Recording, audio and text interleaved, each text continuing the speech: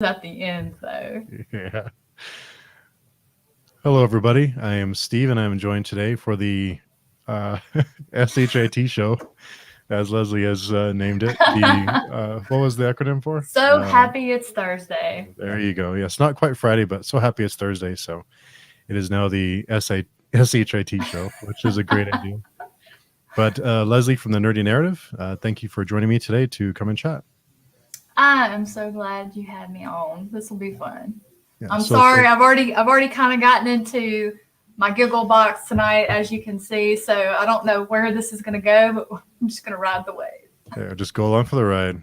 Mm-hmm. So for just in case, I think everyone's familiar with your channel, but for if someone's not familiar with your channel, how would you describe it to them? Or what's your channel about?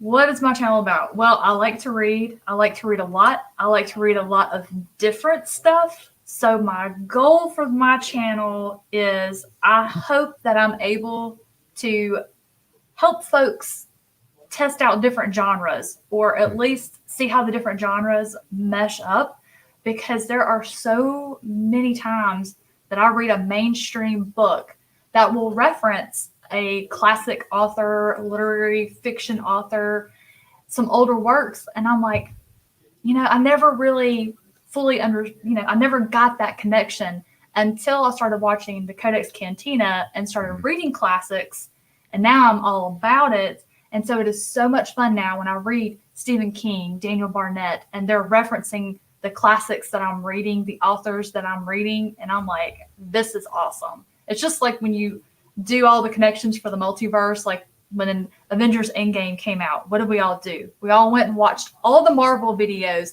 in chronological order instead of the order they came out, because we thought that was interesting. And so now that's kind of like what I'm doing now. So it's fun. It's always fun when you make connections in your hobbies. Yeah. It's something I've been wondering about myself with the channel is, do you think not focusing on one genre is a detriment to a channel? Yes, absolutely. And if you are someone who would like to start a booktube channel and you are looking to make something out of it, you're looking to make it a business adventure, fantasy, namely young adult fantasy, is where those huge channels are. So I know that I am reading all over the place. I know that means I'm not going to be a huge channel. That's fine. That means the people I do have, they're interested in what I'm doing, and I love my community. My community have become my friends. And I started my channel right when the pandemic hit, because we had also just moved to Florida. I knew no one. My community was my lifeline to staying sane. And now these people are so important. I've met some of them, but I've never met a lot of them, but they're just as real to me. Talking to them on comments and my Discord, I mean, they're so generous. They're so important because they're people I get to talk about books with. And I had some friends that I could, but we always, read different things a lot of times. And now I have been able to get some of my real life friends that I've grown up with reading more, because they'll watch my channel for support, and I've gotten them excited about books, and I'm like buying them books. And I'm like, I think you'd like this one. And, just so I can have other people to talk about my favorite books with. I don't know. I'll talk to a brick wall about a book. Yeah. So I'm sure you get this question a lot, but there's a few. I've been asked recently by a few people. Somebody says, I'm interested in starting a booktube channel. What would you suggest? I'm sure you get that a lot, but what would you tell them? Actually, I've just recently started having people email me that, and that is the most flattering thing in the world, to have someone say, "Hey, I'm going to start a channel. Do you have any tips, tricks, advice?" And the first thing I will say is, do not sink money into this until you've had it up and running a good chunk of time, at least 6 to 8 months. I did not spend any money except for a lapel mic. I had a like $10 ring light from Amazon. I just tried to film with natural lighting, and I used my phone because my husband said, look, you need to make sure you can be consistent with it. You need to make sure you're going to enjoy doing it. Make sure it fits into your life comfortably enough that you can keep up with it. And I thought, well, that's logical. So don't go sinking money into a high dollar camera and lighting and microphones. Don't do that. First, get comfortable with talking in front of a camera, because when I tell you, I had my idea for my channel. I had my name, I had my music, I had what I was going to do. That was all in mind for about 6 months before I finally started the channel. Do you know why? You were nervous. I would sit down in front of my camera and I did this.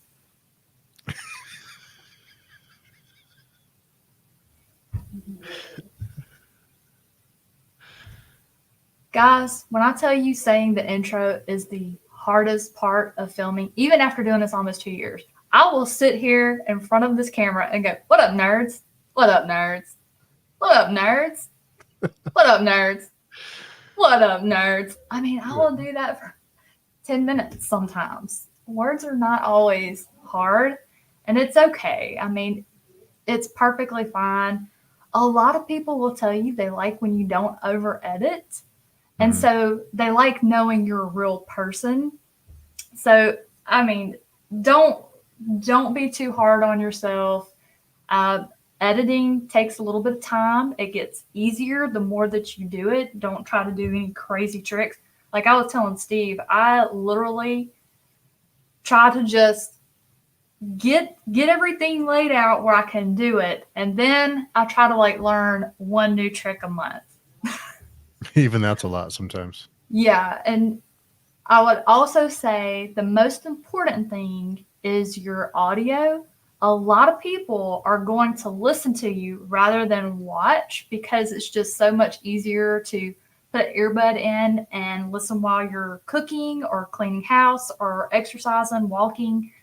That way, if you have good audio, people are going to stick with you. I've had so many people say, if I'm watching a video and the audio is bad, I'm going to click off. And if you record and you say, you know, my audio is not that great this time, I'm going to go ahead with it. Don't do that.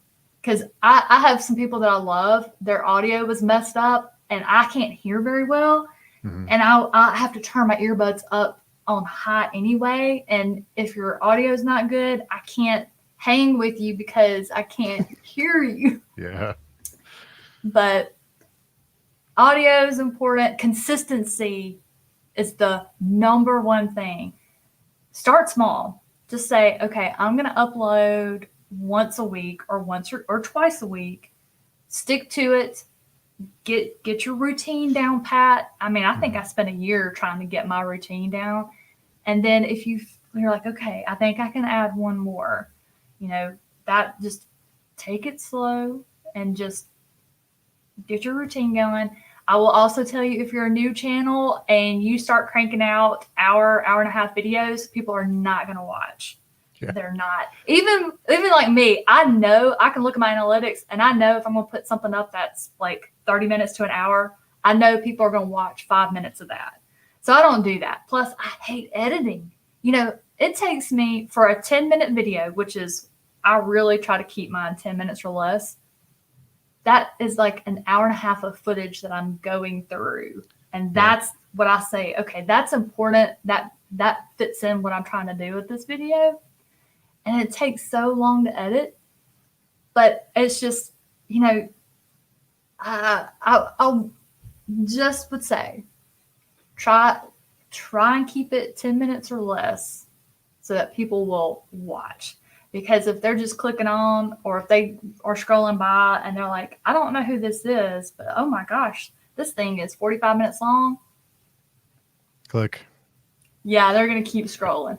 Because a lot of people, you're going to share subscribers with a lot of other booktubers, and they're going to want to spread the wealth and catch everybody. And that, you know, they can keep up with you easily. And also be yourself. Don't try to overscript yourself, because you might sound like a robot, or it can kind of put a little bit of a cap on your own creativity, your own thoughts. Because sometimes just sitting down and doing a stream of my favorite video I ever did, the easiest one for me to edit, was my review for A Plague of Giants by Kevin Hearn. I literally sat in front of the camera. I was so excited about that book. I love that book so much. It was such a surprise hit for me that I just sat down and I talked. And when it came to editing and all I had to do was like stick my little nerdy narrative thing on the front, I was like, man. Done. Yeah.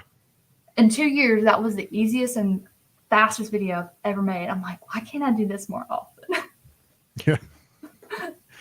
And Saf is here, and you're right about big money being in YA fantasy. It's all over TikTok.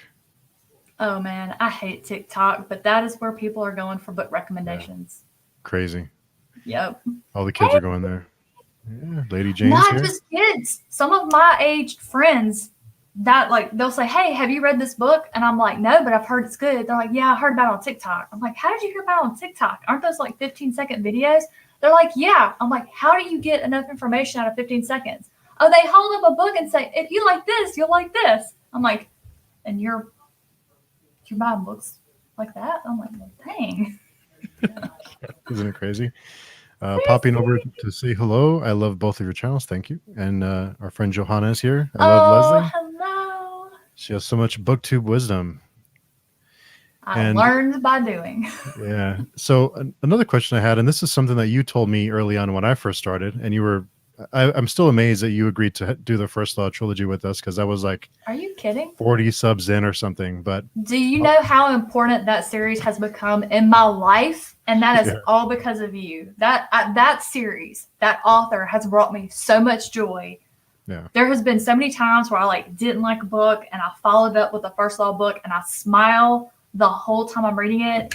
And that is 100% because of you. Oh, well, thank you. Yeah, it really worked out great. And we met some really great friends through that journey, Ashley and Stacy. So it worked out really well. But, you know, at the time I was like 40 subs or something, you know, and I'm still really a nobody, but, you know, it was, I'm a kid, but it was really cool of you that you did that. And during one of our off air, one of the times I was asking you for advice, and you said to try and keep a schedule. So is keeping, because you said when you don't upload certain days, people will actually call you or, you know, contact you and say, "Hey, where's your video? I'm waiting for your video." So how important is that to have consistent days every week, whether it's 1 or 3 a week? Well, so your subscriber base, they're going to learn your schedule, and they're good when they love you. And it is a lot about you as a person, more just as much as the book. Like, they like your personality. They like the way they may like how you pick out the information and how you convey what you like about a book or you don't like a book. They're watching you just as much for you than anything else. And I think a lot of folks feel like, and I hope, this is my hope, somebody sits down to watch my video, they're like, I'm sitting here hanging out with my friend for a few minutes.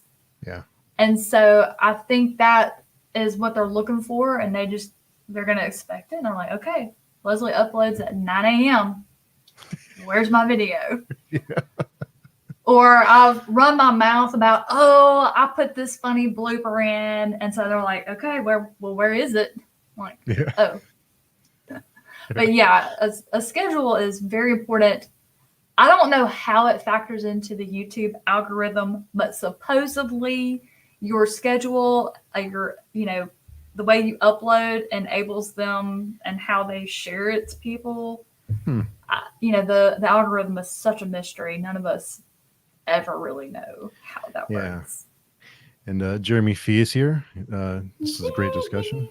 Of course, Andrew's here. Yep. And Jeremy Andrew, you misspelled nerds. That's supposed to be what up, nerds. Yeah. Come on, Andrew, go to the program. Yes, editing long videos sucks. Yeah. Yes. And you know, it's funny you mentioned about people just want to come and it's like sitting with a friend. Sometimes I'll make a video about stuff that really doesn't even have to do with books, just like random stuff that's going on. And people respond to it. It's really because I think it's like, well, no one wants to hear about that, but they really start to really connect with you in that way. So. Oh yeah. Well, I like how you start yours. You're like, "Hello, friends." Yeah. Like it's just warm. It's just like it's like it's a cold winter's day. You've just like sat down and you're like, "Hello, friends," and it's like that first sip of warm coffee. You're like, yeah. Oh yeah. You can't. No one can outdo What's Up, Nerds. So I figured I might as well just settle for whatever. That was the dumbest. That whole phrase got birthed from me. Just I couldn't figure out how to get started. That popped out, and I was like, "That is so stupid. I'm not going to do that." And then I stopped, and people were like, "Please bring What Up Nerds back." And I'm like, "Are you kidding me? You guys Really? like that?" Yeah.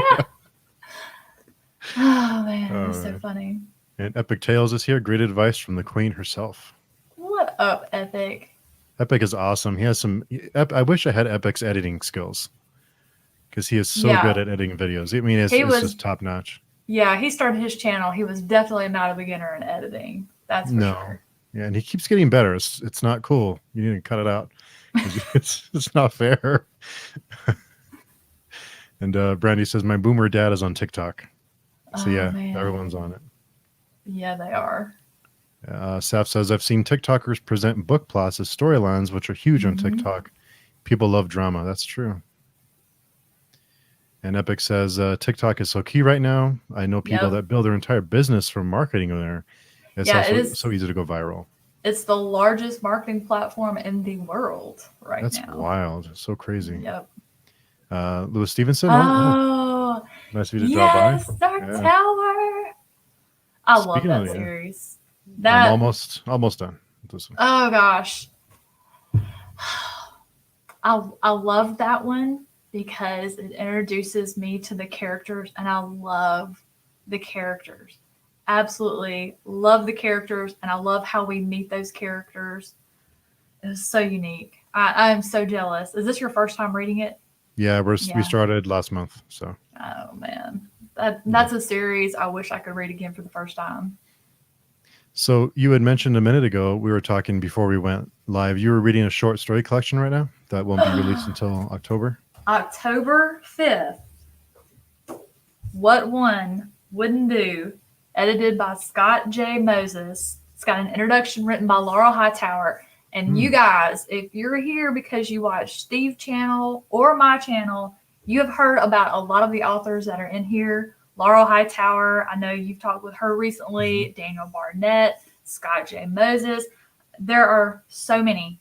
Plus, there are a whole lot that I know we've all seen, but I had not read yet, that I wanted to read, that are in here. And what's so surprising about it is I expected to have a few good ones, some good ones and some okay ones, and some ones I might not care about.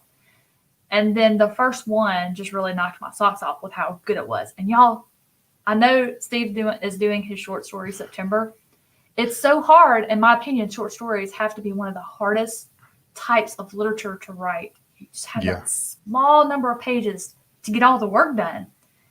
And I thought, wow, this first one knocked my socks off. It's probably going to go down from here. No, they're so good. They're all the high caliber of stories. I think Scott had like 432 submissions for this anthology, and he narrowed it down to the ones that are in here. And it's all about the theme, what one wouldn't do, like for your family, to bring someone back, for power, strength, just, oh man. And what I also love is at the end of each short story, it will tell you, the author has a little blurb about what inspired them to write it, how they came up with the idea for it. And then Scott included all their other works underneath that. So if you read one and you love it and you're like, okay, I need more by this person, like right now, you can look right there and be like, oh yes, Amazon. So this arc came in the mail and I was so shocked. But I was so excited because, one, the cover is gorgeous, and two, it's just a great way to get exposed to a lot of authors I hadn't read before. But your TBR is going to gain weight. Yeah. And your wallet is going to cry, but that's okay. We're book collectors, really. So yeah. Well, you had me at it's up there with Nocturne is what was like kind of got my attention. Yeah. Yeah. No other collection had come close to Nocturne this year. And that one, I'm like, uh-oh. Yeah. I think it just hit its 1 year birthday, so I was excited to see that. Yeah, that was recently. I'm excited she's got something else cooking. Yeah. Yeah, I can't wait for that. Mm-hmm. And Raul's here, so he says, shout out to HB Diaz. I agree. She's wonderful. Yeah.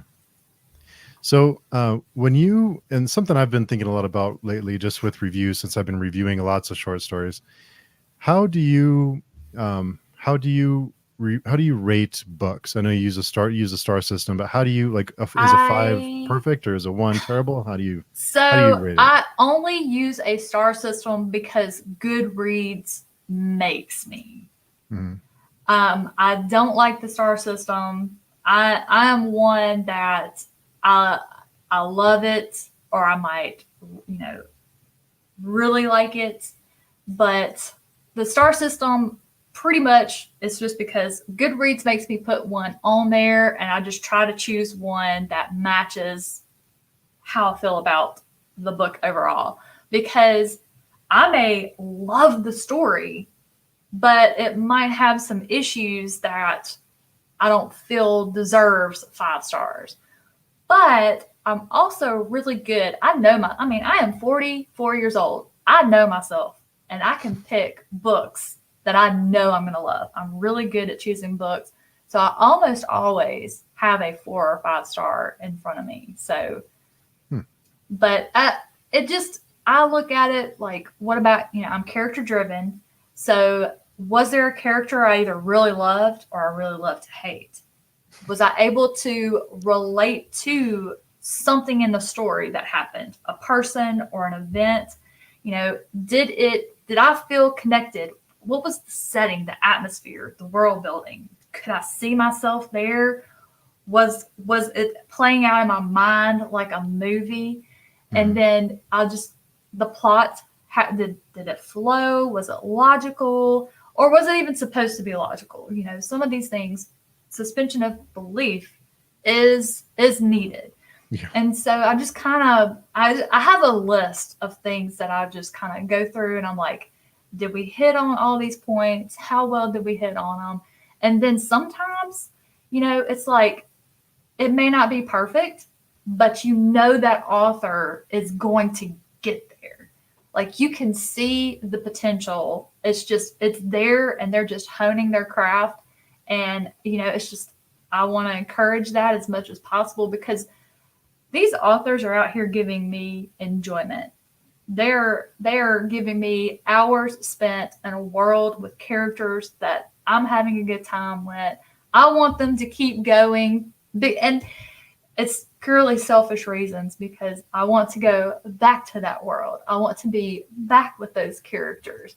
And I think feedback is really important. Now, am I going to get on Goodreads and be ugly? No. But will I talk to the author privately if they're open to it? Like, hey, I didn't like how the characters, it's okay to give them a Southern accent, but maybe not write it in. Maybe say, this country bumpkin sheriff said blah, blah, blah, and pronounced his R's like W's, or his I was I.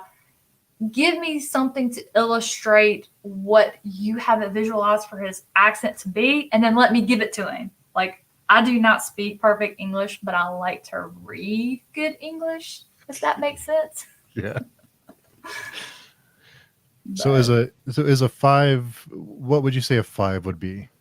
A 5 is going to be one that's going to check all of my boxes for that particular genre. And I have a different list of requirements based on the genre it is. But it's usually heartfelt. I can usually tell pretty quick how I'm going to feel about a book. So sometimes I know 25, like with the blade itself. I was in it. The first page, the first word Logan said, I was in love. And I was like, this is going to be fantastic. Yeah, and a I couple was of not pages. wrong. Yeah, you were right about that one. And something that we've talked about before is negative reviews. When you read a book that's you don't feel great about, and it's, we all have a book we don't feel great about. So do you think posting a negative, or not, I don't want to even say negative, but maybe critical review is necessary to just... So it's kind of a double-edged sword. When you have a channel like we have, and people are wanting to hear what we think about a book, and you want to tell them, I didn't care for this book, here's why. But I always try to be very, very careful because we are influencers.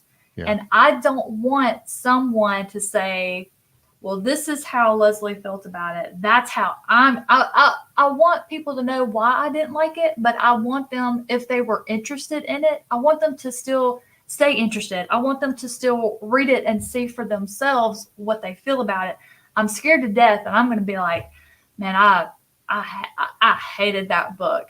And somebody's going to automatically assume they'll hate it too. Like, yeah, I want to have the conversation of maybe why I didn't like it, and then it, if depending on who wrote the book, if they see it,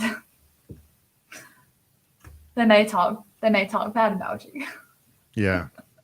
And that's something that I've started to, because when I was first offered ARCs to read, I wanted to read all of them because I was like, someone wants my opinion. That's awesome. And then I started finding these books that had a ton of good reviews on Goodreads or Amazon or whatever. And a lot of the reviews start with, I received this book for free for a review. Yeah. Well, when I got into the book, it just wasn't very good. And I felt like, I wonder if people fall into that feeling of, I received this for free, I have to give a positive review. Well, so I've had a lot of conversations about this with a lot of different people, and with that, I can tell you, like, a lot of folks, especially for indie and self-pub, they are going to uplift. Their goal is to uplift and support.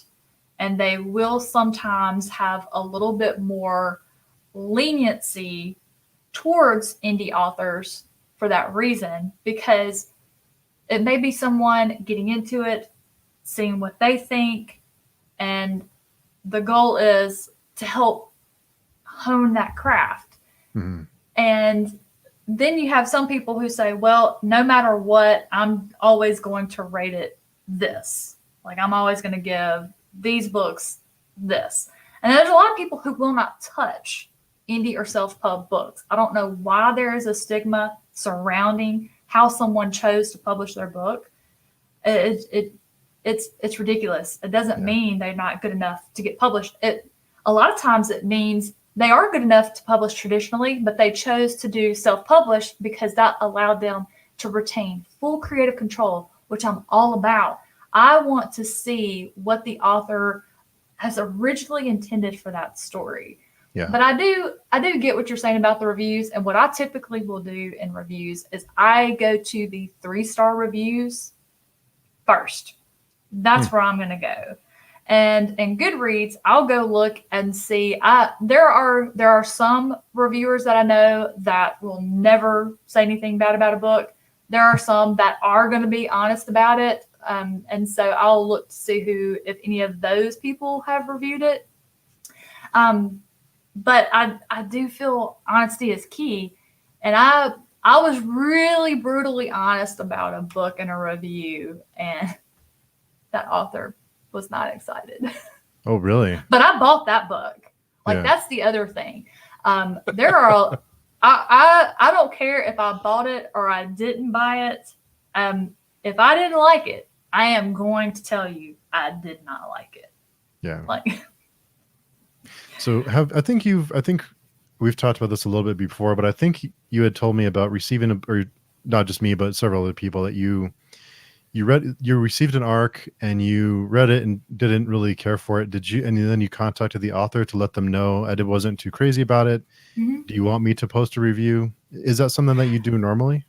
So I did not. I still post a review, Oh, okay. but I'll talk to them about why. Like there was one I started reading it, and it was written in third person, and the main character had an accent, and he wrote her accent like how she spoke it. That's fine when she was speaking, but when she was then in her own mind thinking, he was writing it in that same like shorthand accent, and I was like, I said, I can't read any more of this. It's just distracting me because I keep reading this country hick accent when I shouldn't be. Like if you're gonna have her talk that way, that's fine. But when she's thinking that way, I'm like when I think to myself, I don't have an accent. Yeah. Like in my own head. And he actually said, hang on, stop reading. Took a couple of weeks and rewrote it. Really? And he changed that. And I was Wow. like, wow, this was That's a couple cool. of years ago. But some of them are receptive to it, some of them aren't. But I feel that if I accept a book for review, I feel obligated to, if there was something that I think maybe could be better. Like I don't ever want to just go with them and say, well, I had all these problems. I want to go and say, I didn't like this, but maybe if it was like this, just the suggestion. I'm not trying to be like, you need to rewrite your book. Yeah. But I try to offer maybe a different way to put it, maybe, or present it. The constructive criticism kind of? Is that Yeah. kind of, yeah. I mean, it's extremely rare that I have problems, because there have been some books that have had problems like misspelled words or the extra word added into a sentence, but the book was so damn good that I literally did not care. Like I just kept going. It was so good. Epic has a question for you. I am a bit worried about the standalones in the First Law trilogy. How would you compare them to the original three? I wouldn't compare them to the original three at all. I think Joe Abercrombie is really good at trilogies. His standalones, like the first one, really should have been a duology. It went on for so long with the same kind of format that I got bored with it. So maybe if it had been split into two, it would have been better. I really loved the second one, and the third one, I liked it, but the thing with Abercrombie is you have expectations, but you shouldn't, because he is always going to flip it. He is always going to flip it. So you just kind of have to read them and see, because so many people are on either side of the fence. So that is strictly a personal opinion, considering the standalones for that one. Interesting. Yeah, I think we're starting those in January. But Epic also says, I usually give the author a bullet points of things I'm going to say. If they are cool with it, then I go along. If not, I move on. Yeah, I don't ever send any of my reviews for author approval at all. Like I say, if you like, that's in my little, on my Goodreads for people that want me to read their books. I'm like, when you say you're offering this book to me to read in exchange for an honest review, I need you to mean that, because I am going to give an honest review. And if you're sensitive and you maybe can't accept if somebody has something they didn't like, don't send me your book, because I need to be able to say that, and then hopefully we still have a working relationship after, and you won't ghost me. Yeah. I literally had one author. I read 3 of his books. They were all 5-star reads for me. And then I read the 4th one and I did not like it. I didn't even give it a star rating to interfere with the ratings. I just didn't rate it at all, but I did write a review and just poof. I think I might know which author. Oh yeah, we had our reviews were basically the exact same for that one. Yeah, well, when I read that book, I thought, am I missing? Is it me? Am I just a dunce? Am I just missing something? So I looked on Goodreads and I saw your review there, and there's a few other ones that were similar. I thought, okay, well, yeah, maybe it's not me. Yeah. Brad Proctor's here. Hey, Brad. He says if someone is always given a 5-star to every book they read, then they don't think it was a 5-star read. For whatever reason, that just dilutes and takes away from the books that are truly 5 stars, which is a good point. When I do, yeah, but how do you know? How do you know that they don't think it was a 5-star? Well, when I do see reviewers, and there are a few really popular reviewers that give almost everything they read a 5-star, which, if you really love books, and that's, but I won't really take those reviews seriously unless there's a couple of stinkers in there. I mean, we all read something, yeah. Which is why I don't want to give stars anymore. I just want to say, I love this book, or I like this book. I really enjoyed it, or I liked it okay.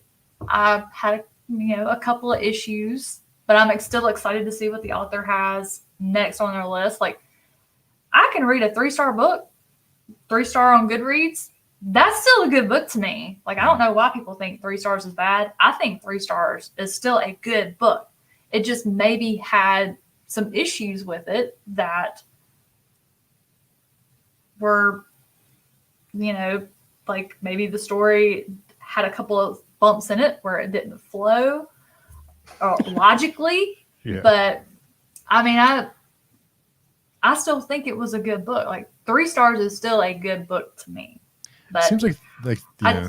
I feel like giving stars, because star ratings are just as subjective to the individual as what they consider a spoiler. And I think by giving stars, that person says, okay, Lezlie gave this book 3 stars. They think my 3-star opinion is the same as their 3-star. And they may say 3 stars is below average. Yeah. And so that's why I'm like, I'm not saying stars anymore in any videos. I'm just going to be like, I love this book. It couldn't have gotten any better, or I like this book. Okay. I'm just getting like, star is a 4-letter word that I'm not going to say. Yeah. When do the 3 stars become a 1-star? It seems like that's been, it's strange. Jeremy Fee says, I get my arcs from NetGalley, and they have the option under feedback to check I will not be giving feedback on this title, so I don't feel pressure to give it a good review or any review. Now, with NetGalley, I will be flat out brutal sometimes, because I have had some stinkers off of NetGalley. Like, when you're building up your percentage, you've got to go with some lesser known titles and authors to get your review percentage up. And there were some on there that I'm like, how did you get on here? And I'll put it on there.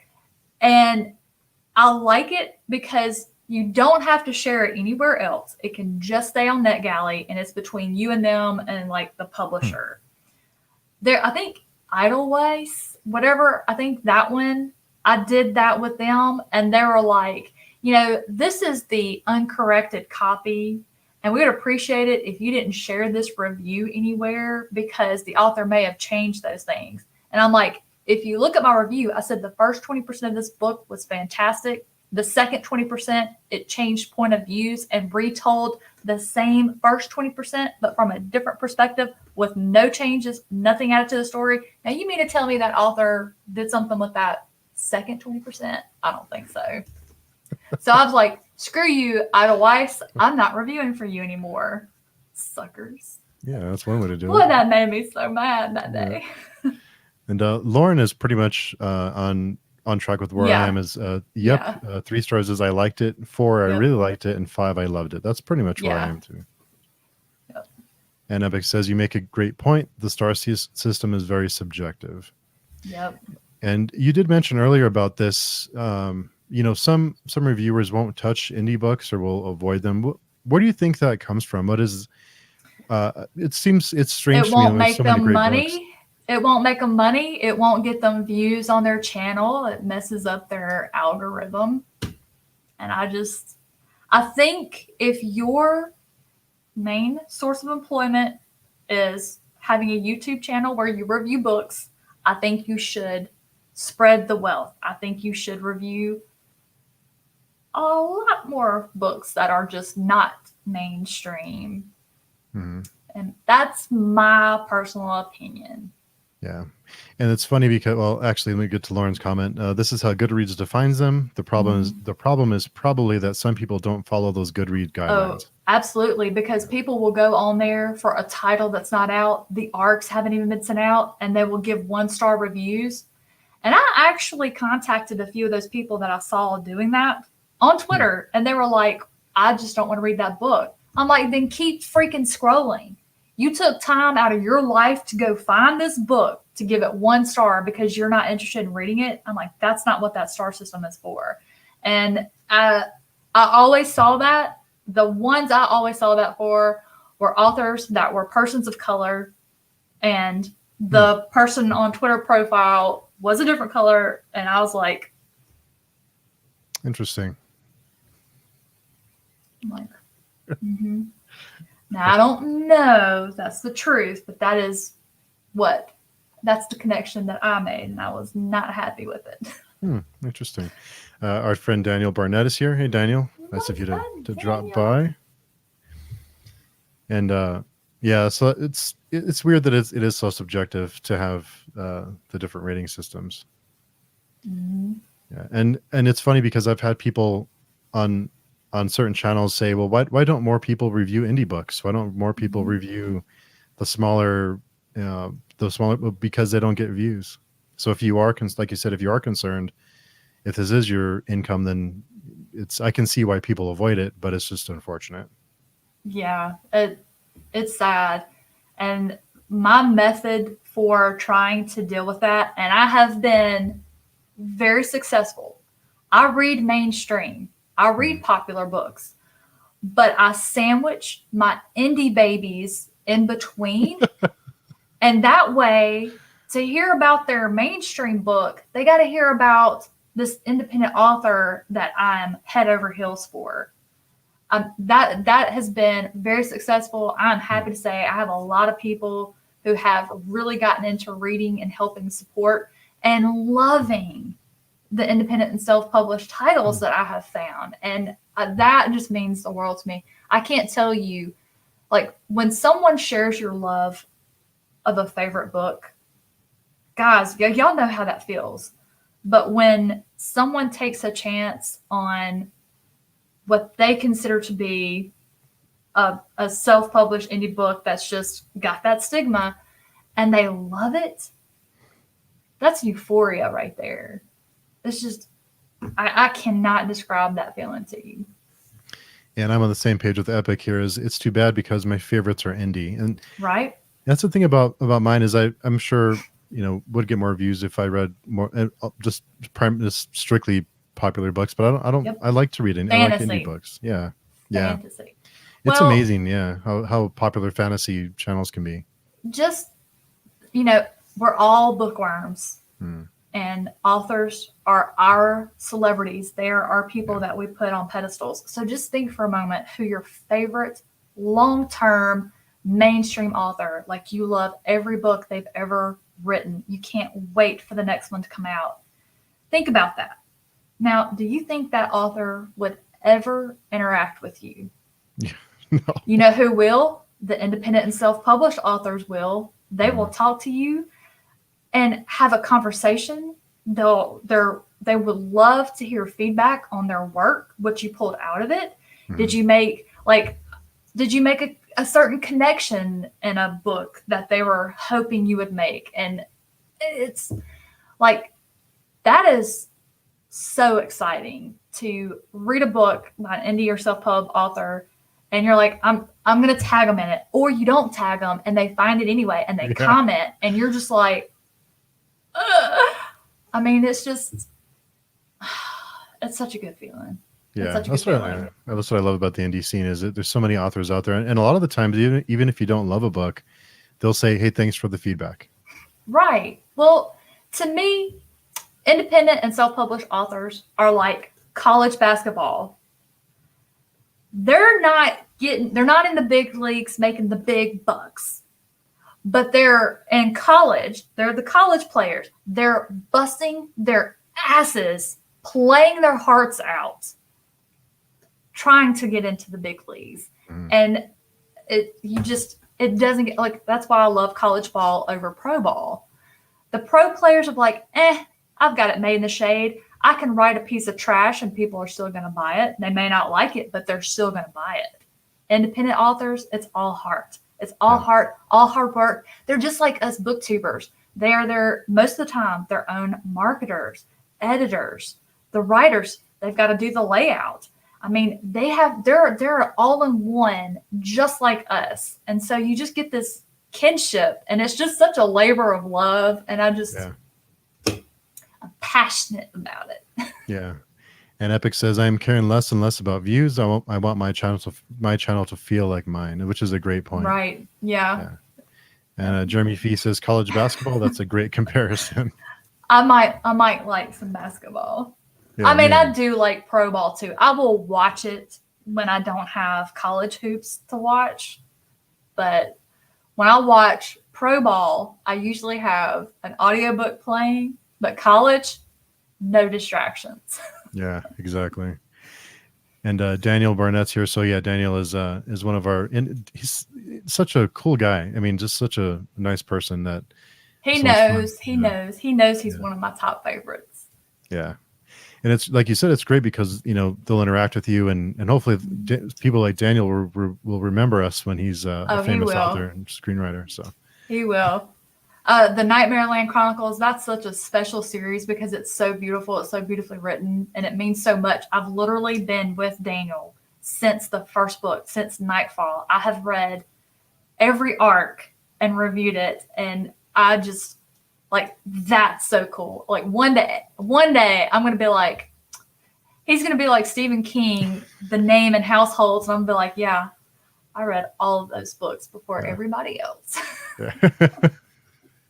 Isn't that cool though to be able to say that? And that's another reason I love indie books, because I want to be the first person to find something like that and say, I read this book and I loved it, and everyone else loves it, and I was there first. It's kind of like the snobby record store person. I hate to admit it, but it's kind of like I listened to that record first and I liked it before anyone else did, or I liked that band and they were a garage band kind of thing.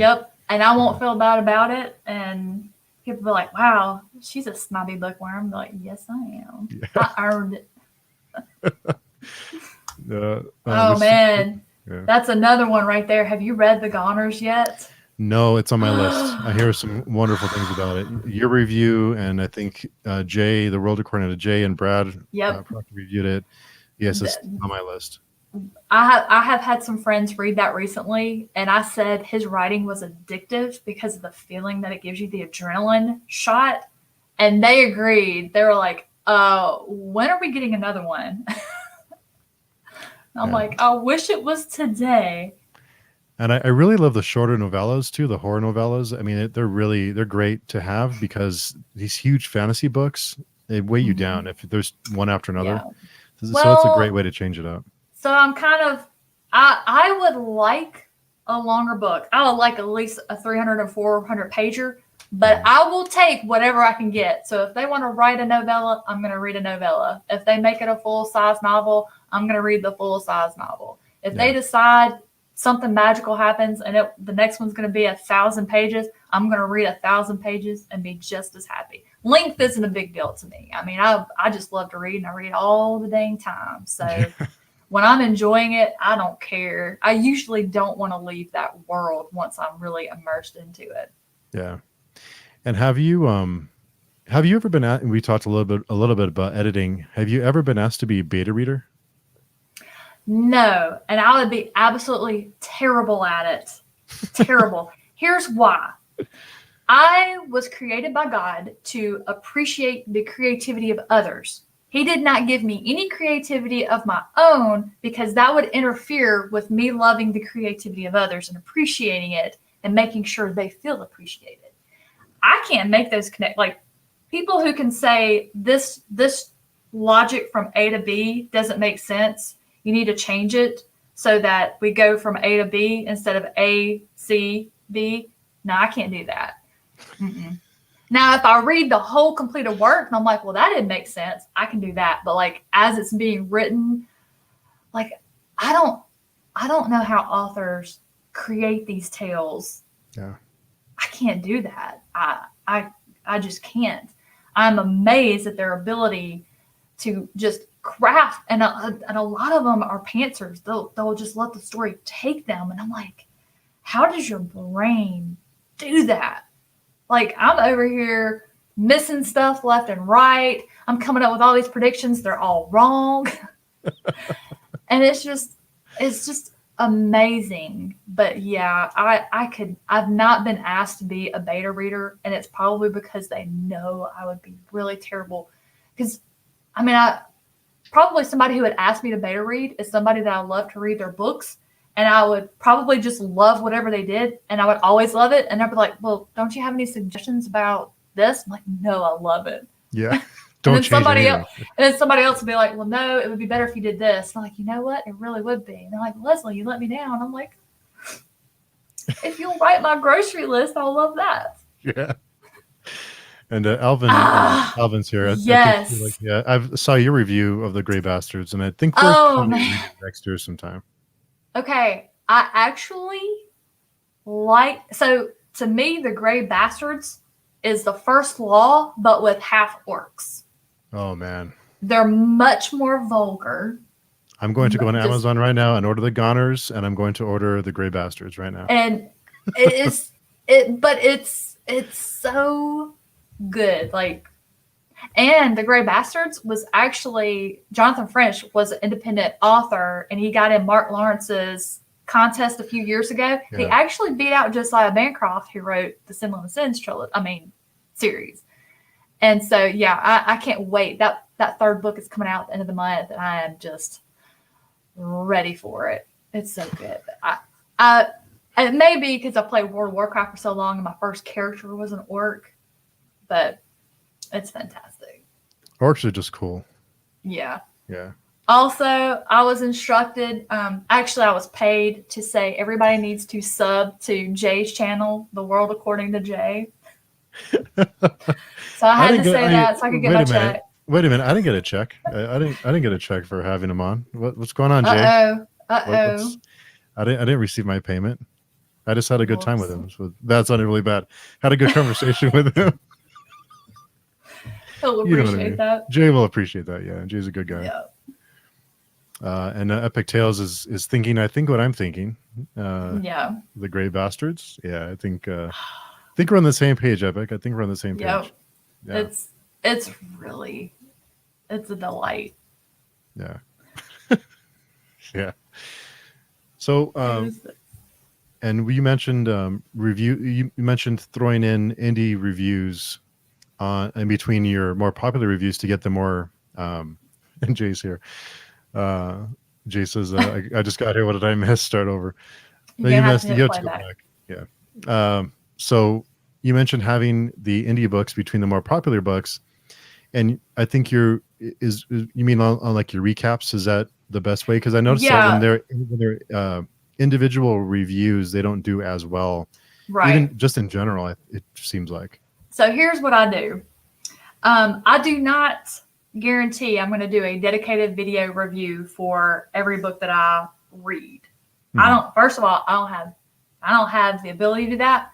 So what I mean is I'm like, when I do my weekly reading wrap up where I talk about each week what I'm reading, that's where I'm getting them sandwiched in. You're going to hear about everything. Gotcha. The dedicated reviews are the ones that I feel strongly about. Like either I really freaking love it and I need everybody in the world to hear about it, or maybe I thought like, I'm not gonna. not that it's a negative review. I don't do rants, but maybe it's like the only one I can think of off the top of my head I've done like this was like the Final Girl Support Group by Grady Hendrix. Like that book to me, he totally missed the mark. Well, I think you were fair. You were fair with that one. I thought it wasn't. Yeah. I wouldn't call it a rant. Yeah. It was fair. I just thought he could have done something different. So to me, that is my version of a negative review. That's my version. But like on the other side of that coin, like My Heart is a Chainsaw, like that's how you write a tribute to a good slasher, in my opinion. But I only do dedicated reviews for like ones I'm really passionate about, one way or the other, either the good way or the bad way. So, because to do a dedicated review, you have to be inspired by it, or because I just can't. I just have to have emotion, because if I enjoyed it, but I can't really articulate why, that review is going to be a mess and it's going to be a train wreck. So really, I just review the ones I can just sit down in front of the camera and be like, oh my gosh, guys. Yeah. Blah, blah, blah, blah. Otherwise, it's going to be a nightmare. Yeah. And I was wondering, and you mentioned earlier about keeping your video shorter to, short, under 10 minutes if you can. And you mentioned analytics. And whenever I even click the analytics page, I feel like I should take a drink before I look at it, because it can be really depressing. So what are the key things you look for under analytics? So I don't give a rip about analytics. Okay. I don't. Not anymore. Like when I first started the channel, I was looking to see, did people like this? Or, you do use it like if you're starting a new series, you want to gauge interest, because people don't have a clue how much work goes into this hobby. They really don't. I mean, I'm still going to read the book, so I'm not going to factor that time into it. But if you're going to do a review for it, you've got to really you got to make your notes or your bullet points. You've got to film it. You've got to edit it. I mean, there's a whole lot of extra work that goes into it. And if they don't like it, then that is almost time wasted, where you could have just moved on to the next book or something. But I use it to just, if I do anything new, hey, like I started this Disney reading vlog thing, and I'm like looking at it, I'm like, okay, do people like this? Like, is it worth to keep going with it? But other than that, I don't, because now I have a pretty good base built up. People will tell me like, hey, don't put this in your reviews like this, because I consider that a spoiler. But you can't be too vague, because then you can't tell if you like a book. So just look at your comments, because your people that are going to engage with you are going to help hone how you do things, like your reviews and stuff like that. So feedback is so important for people that watch the videos. Like if you don't like something, or you think there's something somebody could do better, tell us, comment, because I use all of that information to try and make it better. And I'll ask questions in videos. I'm like, hey, this is an idea I have. What do y'all think? And then that's a good idea. Look at the comments. Yeah.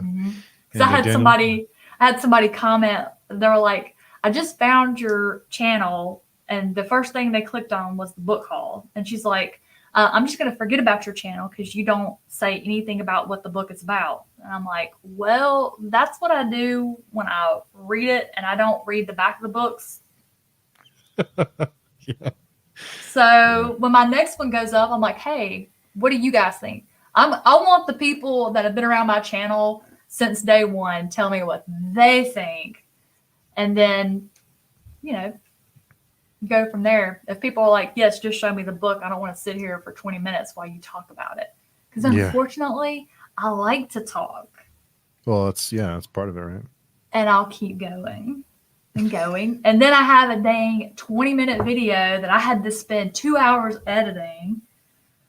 I Yeah, it Oh, happens. I hate editing, but I love editing because I will sit here and cry laughing at myself. I do some of the strangest things while I'm filming because once you get used to filming, you forget about the camera and you will say some stuff, you will do some stuff, and you're just like, oh my gosh. Yeah, you realize all the strange noises you make when you don't realize it. It's like how does Yeah, anyone deal with me? I mean, I really wanted to leave this in, but one day I was drinking coffee and I was just talking. I was talking to the camera. I was like, blah, blah, blah, blah. And then I'm in editing because I usually film and edit it like days later. Sometimes I'll film stuff and not edit it for like weeks later. But I'm just like talking, just conversational, blah, blah, blah, blah. And all of a sudden, I just casually turn my head to the side, open my mouth, and the loudest coffee burp I've ever heard came out of me. And I'm like, oh my God. I'm like, that's a freaking 10. And I wanted to leave it in, but I'm like, they will not appreciate that. That would have been awesome. I know. It was so loud. It rattled my brain because I had my headphones in for editing. I'm like, holy shit, that was so loud. That was on the Richter scale. Oh man, Daniel Barnett says, I feel the same way about My Heart as a Chainsaw versus Final Girls support group. Adore Hendrix, but Final Girls felt a little ashamed. Yeah, it it was too plagiarized off of the classics. There was not an original story there for me, and I had such high expectations for that one. Yeah, and we are watching Midnight Mass when it comes out later this month and we're going to chat about with Daniel Barnett. So I'm really looking forward to that one. Oh gosh. Mike Flanagan. The World According to Jay. Question for Lezlie. Besides Brad, Nikki, Mindy, Ross, and Beard, who's your favorite booktuber who reviews indie and small press horror and dark fiction? Good question. Steve talks about books and stuff, and Working Man reads. You're just saying that because I'm here, yeah. So I know what he's looking for.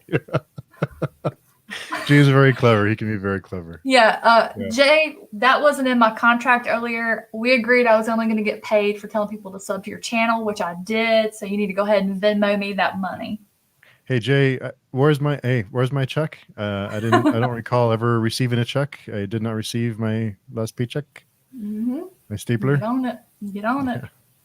And Epic says, as far as analytics is concerned, CTR, how many people clicked on your thumbnail, average view retention, how engaging is the video, and what parts did people enjoy watching, so I can do more of it. Yeah, I don't. Yeah. I look at average view retention. I don't anymore because mine's like around 9 minutes, which is perfectly fine because I honestly try to keep my videos as close to 10 minutes as possible, but I do love to talk, and sometimes they're kind of like closer to the 15-minute mark. I really don't want them to be that long. Honest to God, I don't. But I feel that with the average view retention being like that, like I am 100% happy with that. And like I have zero complaints, and I looked at the numbers every day, multiple times a day when I started the channel. It was very unhealthy, and I just stopped. And now I only go into YouTube Studio and I look at whatever video is fresh up. Once it comes off of that screen, I almost never look at it unless someone asks me a specific question about it. Like one of my BookTube buddies is like, hey, did you know you had this many views on this video? And I'm like, no, I didn't.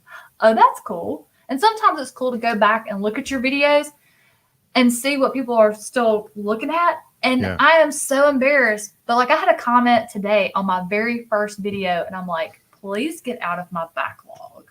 Like, oh, man. It was so horrible. I didn't know about color grading. I didn't have a good setup. It was terrible lighting. Oh, man. So bad. So bad. And Epic says, I want to see some of the strange things you do. It's probably gold. If you look at some of my older videos, I used to put some of that stuff at the beginning for bloopers. Yeah. Oh, man. And of course, the World According to Jay says, I was going to say Josh. Yeah. Yep. He does a great job too. Have you ever received hate mail for a lukewarm or negative review? The really angry only thing I have ever gotten where somebody was ugly is when I first started my channel on NetGalley, I got approved for a manga arc. Okay. Well, so I made a little review video, and I said the title of it on there was My First Comic. And I got so many comments about people pissed off because I called a Japanese manga a comic. And I'm like, hey, do you know how to use Google? Do you know what manga means in an American? Comic. Hey, guess what? If you go to Japan and you go into a manga shop, you know what it says on the outside in English? Comic. So pissed. And so finally I just turned the comments off. And I'm like, you guys are idiots. Yeah. But I had a guy go, and to every person who had commented that didn't say anything about me calling it a comic, he reviewed and was like calling me a bitch. And so, of course, I just blocked him and removed him. I'm like, wow, you spent all that time going to all those comments and saying that. I'm like, you're special. And then I have one that was like, well, I see other people have said something, but I just wanted to say something. And I'm like, okay, well, what's funny is you're over here saying that. If you had clicked on my most recent video, you can see where I learned that you guys are assholes. And I said manga. He's like, I don't have time to go clicking through your backlog. I'm like, it's literally the video that went up yesterday. If you have time to come over here and make an asinine comment, you have time to do a little bit of research. And it says My First Comic, and it's from 2 years ago. Buddy, like, have a little bit of decency to be like, well, before I go roast this girl, let me go click on what she's doing here lately. Yeah. Wow. And Jay clarified, okay, besides Steve, Josh, Nikki, Mindy, Ross, Brad, and Beard, who is your favorite indie review? Does anybody else review indie? I'm sure I'll think of somebody. Indie. Patrick does do some fantasy indie books, but he sticks to fantasy. But that's, as far as horror goes, I'm sure there's someone out there. I just can't think of it right now. I'm sure I'll think of it as soon as we finish up. But there's some, as far as YouTube, there's some other reviewers like write reviews. Yeah, and there's a few, but not that's kind of sprinkle it in, but not too many out there. Yeah. And Daniel Barnett wants an outtakes compilation. Oh man, that'll take me forever to make. But I actually still have all of my original footage from every video I've ever made. Wow. So that's scary. Yeah. Oh, Raul, I'm sorry. Raul's really good about indie books too. Yeah, Raul does a lot of indie books. He interviews a lot of indie authors, has indie panels. And he does a great job on his channel. For those of you looking for a good indie reviewer, he's a really good guy. Oh, Ross Jeffrey. Well, he was mentioned earlier. Yeah, he's got him on there. Yeah. And I think the answer Jay is looking for is Jay. Who is Jay? I don't know a Jay. It rings a bell a little bit. I don't know. I don't know. Yeah. I'm not subscribed to anybody named Jay. I can't recall anyone named Jay. Oh, that's strange. I haven't received a check, so. And Fiber RC says, good grief, people online can be so weird. Yeah, indeed they can. Yeah, I just don't bother with them anymore, Crystal. But I'm super lucky. There have been so many friends of mine that have had people just so ugly to them in their comments. And sometimes they're attacking that person. And a lot of times it seems to be, most of the time it's a female, and I'm like, yeah, that's really unfortunate. Yeah, I did get some hate mail for Faithful and the Fallen. I feel like I should. Well, you deserve that. That's what I hear. Is that don't come to me for sympathy. Don't. No. I was like, I wonder if I thought you had liked it, and I thought I better let me see what Lezlie said. Oh yeah, I loved it. You were all about it. Absolutely loved it. Yeah, I was like, I watched the when y'all started like, yeah, I didn't really like. I'm like, oh, let me just get out of here, click off, and go on to the next video. Yeah, and Jay says, "Good grief, Charlie Brown." Well, as soon as that Venmo comes through, Yeah, I have not received my paycheck. I have not received my no. check. So, and I wanted to mention before we go, I wanted to say for those of you who aren't familiar, Lezlie does have a Patreon, and I want to say, and I'm not paid to say this, but I want to say that you do a great job with the Patreon, and a lot of creators. What bothers me about They forget it. some of the patrons, yeah, they'll make promises, and if they just said, you know what, if you want to toss me a few bucks, cool, that's one Yeah. thing. But if you make a bunch of promises and we're going to do this and we're going to have live streams and then you don't follow Yeah. through, Yeah. then just say, throw me a few bucks if you want to support me. If not, cool. Yeah. But you follow through, you do all that stuff. So I want to say you do a really great job with that. The main thing for anybody that might be thinking about doing a Patreon, have a $1 tier, because people are strapped for cash sometimes and they want to support you. And let me tell you something, you're going to make more off of that. Like, that's a whole dollar a month. That is more than what you're going to make off of them watching your YouTube video if you're monetized. That's just, if you think you're going to make money when you get monetized, I mean, you're going to make a little change, but you can take a family of 4 to McDonald's once a month. But so have a $1 tier, because if something happens, they'll usually leave that alone. But yeah, there are so many people who make Patreons and they never post on it. And I just say, if you're going to start one, make sure start small and make sure that fits into your schedule and it's comfortable. It's something you can follow through on. And then as you get it, acclimated, your routine evens out and you can do more stuff, add more stuff in. You don't have to come out the gate with it being like every, the full metal deal. Just, yeah. But yeah, it's a lot of fun. No, Alvin, that's my favorite one in the series. Alvin said he DNF'd Valor. I do not blame you, Alvin. I do not blame you at all. Yeah.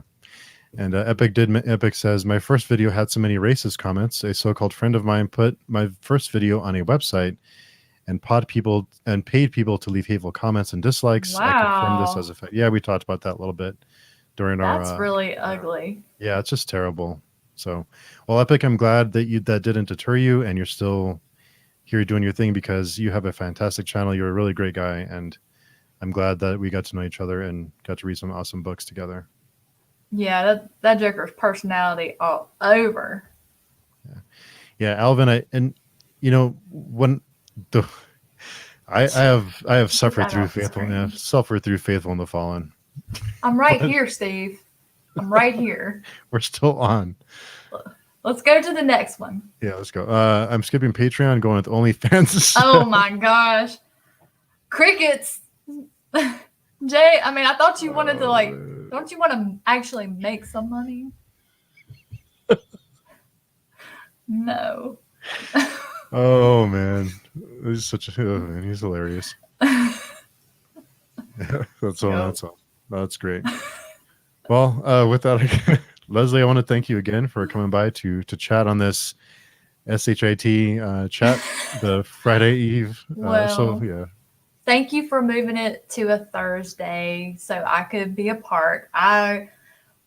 Once things kind of loosened up with the pandemic and you could start getting out a few places here and there, and my husband started having to go into work, he was like, I know it's your job, but you need to have a weekend. So Fridays, Saturdays, and Sundays are for me and the husband to go do fun stuff.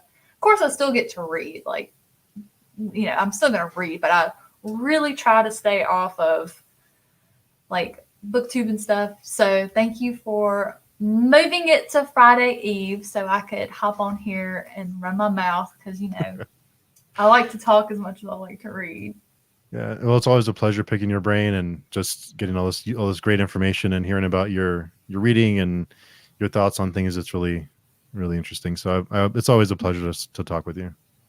Well, thank you. We'll have to do it again sometime. Yeah, let me know when, and we'll make time. Just make sure it's a Thursday. Yeah, we'll make sure we keep it SHIT. Yeah, that's our show. So happy it's Thursday for those of you who are late to the show. So happy it's Thursday. So also thanks to everyone in the chat. Thanks for coming by to chat with us. It was a great time, and let's do it again soon. Everyone have a Night, good night. y'all. And now the other